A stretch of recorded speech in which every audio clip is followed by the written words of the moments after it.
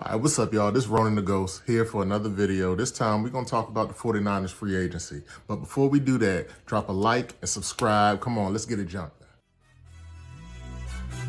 Yeah, hey, let's get into it, let's kick off the show. It's about to go down with Ronin the Ghost. We watching the game, you already know. Forever I'm repping the red and the gold. Yeah, hey,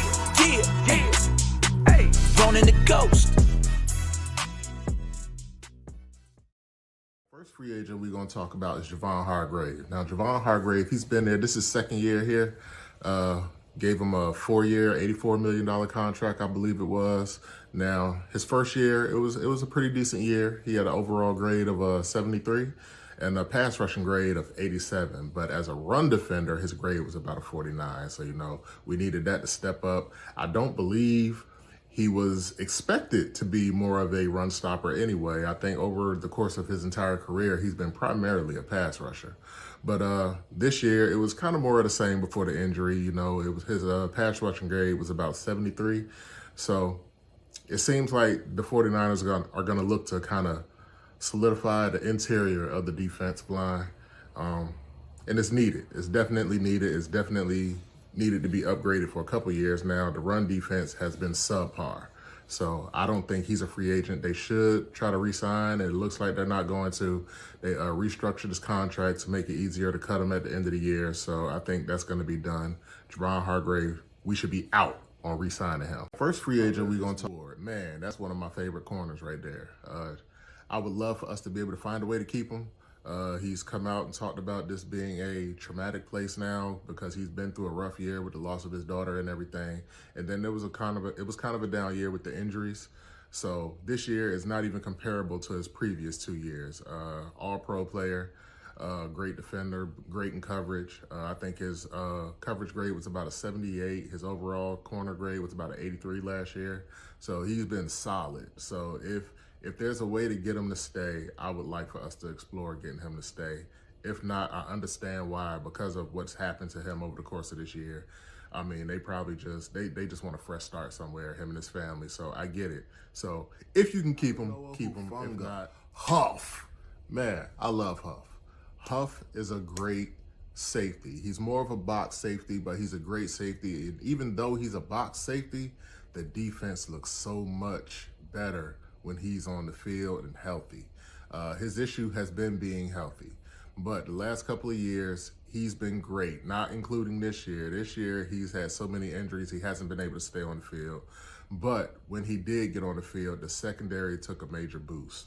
So I would love for us to be able to find a way to keep him, maybe get him on a 1-year prove-it deal, 2-year max or something like that. But Huff, I would be in on us keeping Huff if there's Dre Greenlaw. Oh my goodness, man. Dre Greenlaw, he's one of my favorite linebackers in the NFL, period, right now. We have to find a way to keep Dre Greenlaw. Yes, we have Fred Warner. He's the all-pro, do everything, all-around great Fred Warner, future Hall of Famer. Dre Greenlaw is the enforcer in that defense. He's the one people fear. He's the one bringing the noise when it comes to you running up the middle. He's going to hit you. He's going to lay the wood, and people want to avoid him. He's necessary to have in a decent defense. You have to have a Fred, and you have to have a Dre to be successful. We have to keep him. We have to find a way to keep him. He has to be the #1 priority for all our free agents. It's bring Dre back, and then it's focus on everybody else. Our next Dre free agents are Elijah Mitchell and Jordan Mason that I'm going to talk about. Both of our running backs, they're both free agents. One is restricted, one is unrestricted.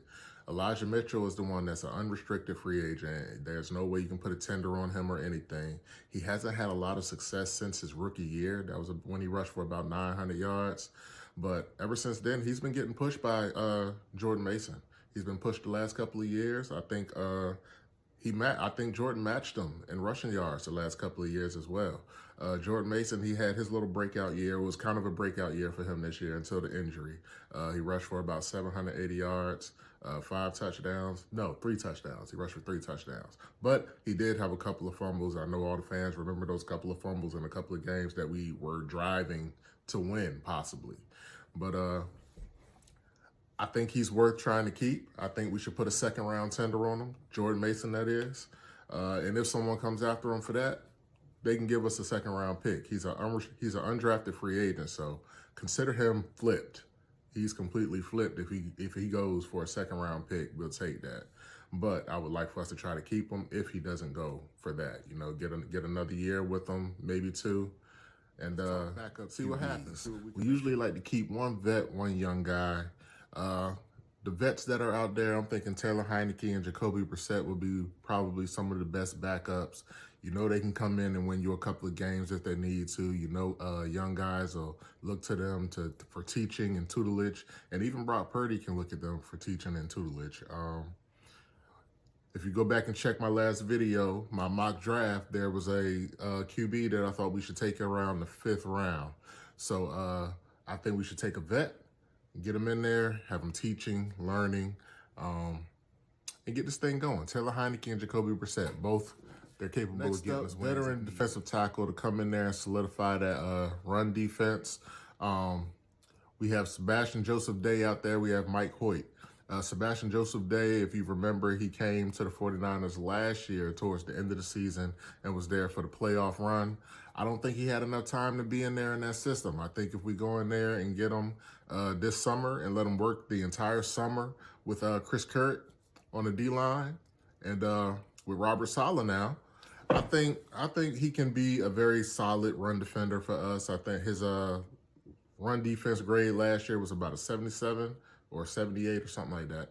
I think he will come in there and solidify that line for us. Mike Hoyt from the Rams. Yes, let's snatch somebody from the Rams and weaken their defense. Mike Hoyt is very athletic. For a 300-pounder, they had him standing up and rushing.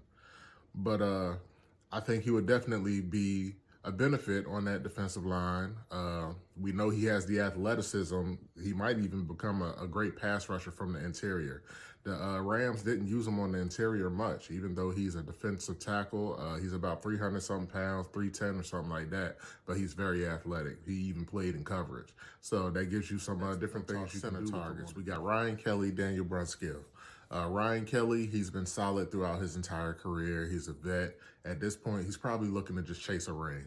So I think we can get him in there if he chooses. If he's going to take the vet minimum, I think we should get somebody to take the vet minimum.